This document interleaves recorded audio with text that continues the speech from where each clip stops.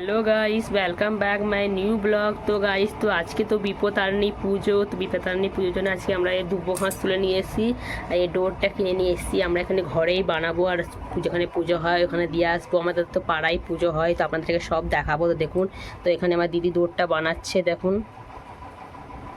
বানাবার পরে আমরা দিয়ে আসবো। হয়ে যাচ্ছে যেখানে পুজো হয়, আমরা দুজনে যাচ্ছি। আমার শাশুড়ি আর আমার দিদি বাড়িতে আছে। তো চলো দেখাবো তোমাদের কোথায় পুজোটা হয় আর কীভাবে পুজোটা হয়। তো চলো। তো ফ্রেন্ডস, আমরা এখানে পুজো করতে এসেছি। দেখো সবাই বসে আছে, সবাই পুজো দেখবে। এখন খুব সুন্দর পুজো হবে এখন।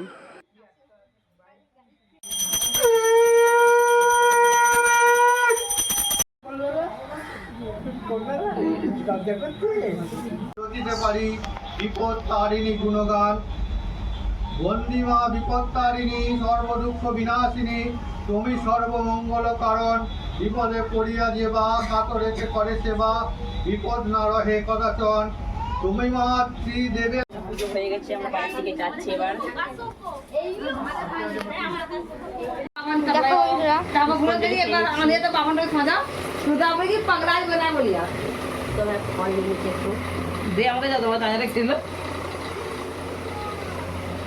বড় মাকে দিচ্ছে গাইস।